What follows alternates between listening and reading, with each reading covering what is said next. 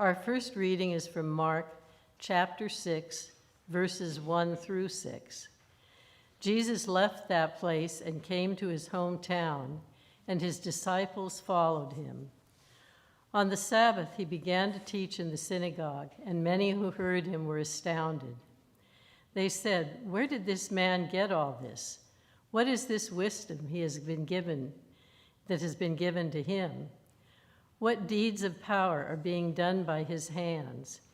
Is not this the carpenter, the son of Mary, and brother of James, and Joseph, and Judas, and Simon, and are not his sisters here with us?" And they took offense at him. Then Jesus said to them, "Prophets are not without honor, except in their hometown, and among their own kin, and in their own house." And he could do no deed of power there, except that he laid his hands on a few sick people and cured them. And he was amazed at their unbelief.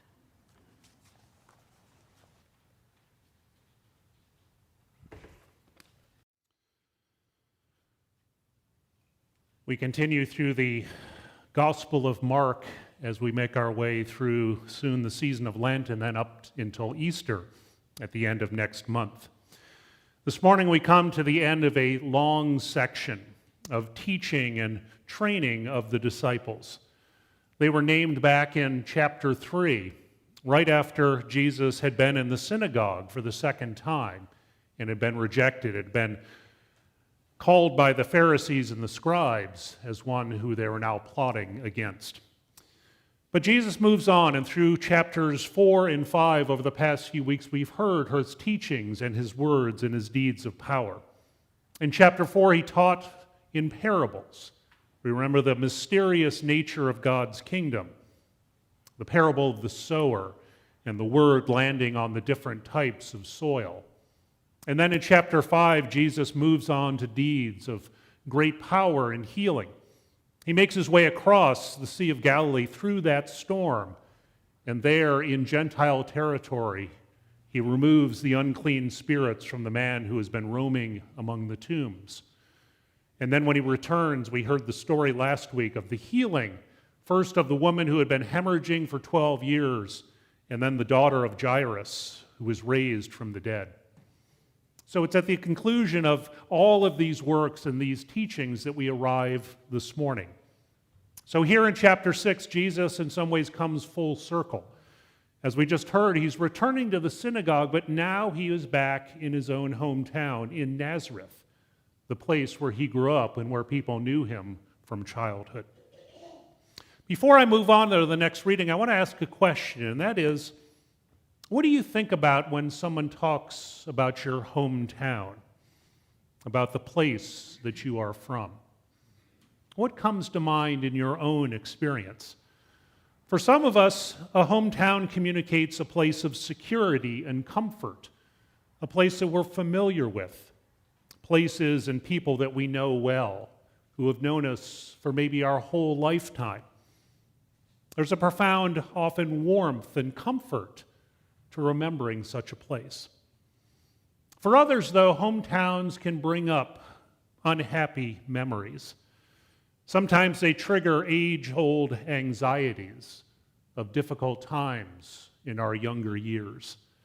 So maybe the memory of a hometown is not comforting at all for you. It might dredge up those difficult times that we hope to leave in the past. So hometowns can conjure up all kinds of different memories and emotions for us.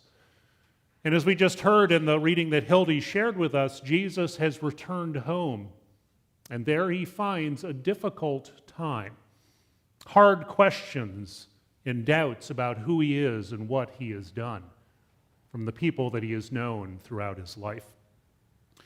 Now we're going to look at that scene a little bit more closely in a moment, but I want to read the next scene that follows together with this here in chapter 6, as Jesus departs from Nazareth, and as we hear, he goes out on a little preaching tour around in the local area. So listen again for God's word from Mark's Gospel, chapter 6. I'm going to read, picking up where Hildy left off in verses 7 through 13. Then Jesus went out among the villages teaching. He called the 12 disciples, and he began to send them out 2 by 2. And he gave them authority over the unclean spirits. He ordered the disciples to take nothing on their journey except for a staff. No bread, no bag, no money in their belts. They were told to wear sandals, but not to put on 2 tunics. And Jesus told them, whenever you enter a house, stay there until you leave the place. If any place will not welcome you and they refuse to hear you, as you leave, shake off the dust that is on your feet as a testimony against them. So the disciples went out and they proclaimed the good news and that all should repent. They cast out many unclean spirits and anointed many with oil who were sick and cured them. Friends, this is the word of the Lord. Thanks be to God. A few years ago, I read a book titled The River of Doubt by Candace Millard. It tells the amazing story of Teddy Roosevelt's journey to the Amazon River Basin in Brazil in the year 1914. There, he hoped to explore an uncharted river with some companions and some guides. Now, the ex-president at this point was only 55 years old, and he was looking for some new challenges, some new adventures in his life. After a long and difficult journey, they finally made it to the headwaters of the river there in the Amazon basin. And they began a tortuous 2-month journey, descending a river that had never been charted or mapped before. As you read the book, you hear these horrific stories of what Roosevelt and his companions faced on this journey. In fact, he barely survived this almost 1,000-mile trip down the river. He got an infection in his leg that festered and became worse. He had malaria and exhaustion, a lack of food, and all kinds of difficulty on this trip. But when he finally made it back home, he found his greatest insult and greatest injury. Because when he got back to New York, he was met by skepticism and by doubt that this trip really had happened. And the title of the book, The River of Doubt, references both the doubt that the river itself actually existed and the doubt after the return of the stories that Teddy Roosevelt told to the people.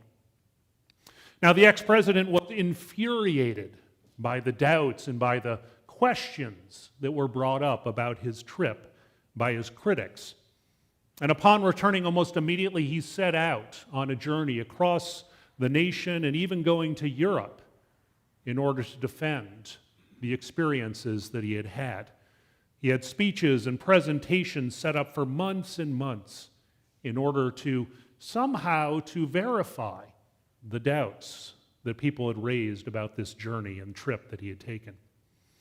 It turns out that Teddy Roosevelt never fully recovered, either physically or emotionally, from both the arduous journey and from the difficulty he faced when he returned home.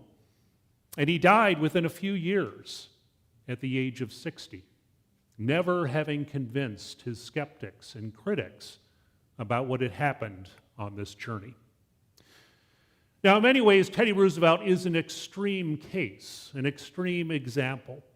But I think we recognize the importance of both acceptance and honor, of having people believe the story that we tell and the experiences that we have had. After all, we all want to be accepted by a community of our peers. We want to be accepted and listened to by our own family and the people who know us best. And sometimes it might mean professional acceptance for something that we have done, perhaps in our professional life. but often it's acceptance by neighbors and by friends, those who can affirm who we are in the experiences that we have had.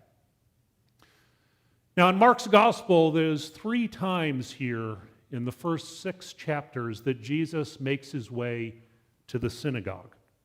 And remember, the synagogue isn't just a place of worship, it's the center of the community. His family and his kinfolk and everyone he knew. That is the place where you go to gather together in community. And 3 times Jesus is rejected by different groups at different levels as he makes his way to the synagogue. And in many ways, this is telling about the tension that we find throughout the gospel. That at the beginning of the story, Jesus, of course, had been baptized, and the Spirit had come upon him, and he's declared as God's Son. But then he is continually rejected, both by the powers that be and by his own family, who think at one point that he has lost his mind and tried to bring him back home because they don't believe who and what he is. And I think that tension is played out again in both of our readings this morning. Chapter 6 begins by saying that Jesus had left the place where he was and he'd come to his hometown. And there, on a Sabbath morning, his disciples are with him, so his companions are there. And he goes and he teaches in the synagogue, and many are astounded by what he has to say. Now, Mark does not give us any reason or background of why Jesus has now decided to return back home. It's about a 25-mile trek from Capernaum, where he had his home base previously. There's no reason why he has gone back, we're told, to Nazareth, the place where he grew up, the place where people would know him, particularly in the synagogue, where he would be with his people. In many ways, the rejection of Jesus is hard for us to understand. Mostly, I think, because we stand outside the cultural world in which Jesus lived. And we read the story from our own modern viewpoint. And so we might expect that they would be proud of Jesus. Think of all that he has done and accomplished, the fame, the healings, the teachings. He even now has disciples, students following him as huge crowds gather to hear him preach and teach.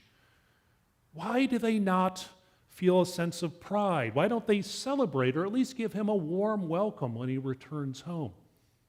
It seems baffling to us. Well, it's important to understand in the culture of Jesus' time that the most important cultural value was that of honor. And that's different than our own culture, where we tend to value economic gain or position or things we have done. In fact, someone noted that you think about our culture, we have what's called a credit rating, right? And what does that look at? How we have paid our bills, how much money we make, how much debt we have. And that controls so many different things in our economic lives. Well, in Jesus' time, they didn't have anything called a credit rating. They may have had something more closely what we might think of as an honor rating, because that was the most important thing that you could have and to possess. So honor was the foundation, and still is the foundation, in many of these Mediterranean and other cultures in our world. It is the pivotal value on which many, in fact, most of the interactions in the Gospels hinge, because of this understanding of honor. So what is honor exactly? Well, it's defined this way: as one's public reputation or one's public status, how we are viewed to others. And together with the recognition of this status, that is what was most important to people in their lives. And honor is not something like self-esteem, or it's not pride, but rather it's a status claim that is affirmed by all the community. It's something that everyone knows, and everyone has their particular place in this kind of culture. So where do you get honor? Honor first comes from who you are, and that means your kinfolk, your family. That is the most the most basic place where it comes from, of the place that you were born and the family in which you were part. It also has to do with your hometown and other family members. Also, your position in society, whether you were perhaps a laborer or artisan or educated, and also your place in the religious establishment would also go a long way to establishing your honor. And then finally, the last thing is your actions. The actions that you take had to be in concert with the place of honor that you had in a particular culture. So you worked to step ahead or beyond who you were and the amount of honor that you had. Here's how one writer put it. They said, "To claim honor that is not publicly recognized by others is to be a fool. To grasp more honor than was allowed was to be both greedy and to be a thief. And to hang on to honor that one had was essential to life itself." That's how important it was. But honor was also a limited good. And that meant if someone gained honor, someone else had to lose it. There was only so much to give. It was not an ever-expanding pie. If you've got more honor, someone else has less. And that often led to difficult circumstances. And so the problem here in a gospel, and particularly in this readings this morning, is that by his words and by his actions, Jesus is making a claim that he is a prophet, that he's a teacher, that he's a healer, and that he even has disciples who are following him, who he has brought home to Nazareth. And so to be recognized as a prophet, to do these deeds of power, meant that honor was due to Jesus and his family, and that it was taken away from others in Nazareth. So where Jesus is gaining, others are losing. And as we see, they are not happy about that. And so the people at the local synagogue are offended because they know who Jesus really is. They say, that's the carpenter. That's the son of Mary. They don't even name Jesus' father here. This is the local boy who has abandoned his family and gone off and left them behind. And so they were offended by what Jesus has done. And so in that culture, getting ahead or making a name for yourself was not assumed to be good. It was not celebrated. In fact, it was a mark of dishonor. And it was destructive to the social order of the time. It was creating chaos in the world. So it comes as no surprise, perhaps, that this is a major turning point in the gospel story. That Jesus never again teaches in the synagogue after this experience. That he never returns back home.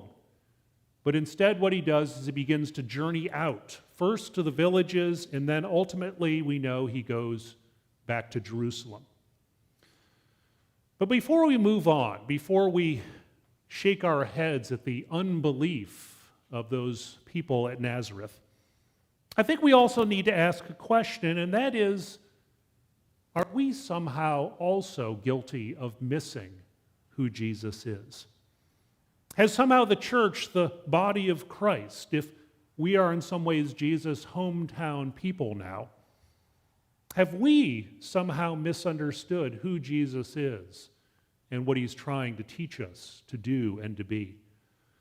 Have we been too confident in our own understanding of we are, after all, the followers of Jesus? We're Christians. We know what he says and what he does. But in some ways, have we curbed his power to heal and to transform and to teach by our own familiarity and unwillingness to hear the radical nature of his call? And so I think the story is in some ways a challenge to our imaginations. Where is the good news breaking out right in our midst? Where is Jesus calling us to recognize the opportunities for healing and for teaching and for transformation? How have our own cultural biases, our focus on the individual, our pursuit of material gain, the anxiety-prone way that we live our lives, how has that kept us from seeing the invitation to participate in God's kingdom? I think that's questions that are raised by this story today as we listen to it in our particular time and place. Here's one example. Think of our congregational life together. Think of how we do worship. Think of how we do fellowship time. Think of how we live together as a community of faith. And just think how powerful that is and how resistant to change we become. In our current session, we had a meeting last week and we talked about some reorganization, doing things differently, but we acknowledged how hard that is to do. Even though we recognize the need for it and we all want to, but how powerful it is to go back to the routine and to the comfortable and to the known. And yet, as we heard in the story today, Jesus is inviting the people there in Nazareth to step outside that cultural norm. And we know how hard and difficult that is. So as we ponder that question, though, we recognize in our story today that Jesus does not conclude his ministry on this note of rejection. He does not end and give up here, but instead what he does is he moves on, and he moves outward as he continues to share the good news. The lack of affirmation by his family, the hostility of the people around him do not stop him from claiming who and what he is. Instead, Jesus moves to the surrounding towns and the villages, we're told. And he quickly moves on from this rejection in his own hometown by calling the 12 together. In many ways, these are his new family, his new kinfolk. And he's beginning to teach them how we are to live when we encounter the world. And let's just notice for a moment some of the details that Jesus gives as he sends the 12 out on their initial mission journey. First, Jesus sends them out 2 by 2. He sends them in pairs. That means that they go together. A reminder that we don't do our work alone, that there are no solo Christians out there, but rather we do it always in community. And I think we know from our own experiences in the world how much better it is to have a partner, to have a group, to have others to rely on as we go about the work in the world. Now, obviously, if he had sent out 12 individually, they could have covered more territory, they could have been more efficient, and maybe encountered more people. But again, Jesus is not about that. He recognizes the need for community, that God's work is always mutual and relational, and that they have to go out together in order to do the work for which he calls them. The next thing Jesus does is he calls them to travel lightly. He says, yes, you can have a staff with you, you can have one tunic, put on a pair of sandals, but you can't bring any food, no extra possessions, no money, no other resources as you go out. And I think the staff, in many ways, which would have been maybe similar to a walking stick, might have been a reminder of that role of shepherd that Jesus plays, but goes all the way back to the image of Moses and David. And so they go out as shepherds, those who were sent out to care and to reach out to the flocks. But they also go in need of hospitality. Because they have no food and no other resources, they must rely on the hospitality of others. And so in many ways they are vulnerable. They have to trust and have faith that Jesus is sending them in a place in which they will survive. I think in many ways some of us think that we need lots of extra things in order to do the work of the kingdom. We need to know the Bible more. We need to have a training session. We need to have somehow the resources before we could possibly do this. But the story is a reminder that we already have all that is needed to be disciples and to share the good news.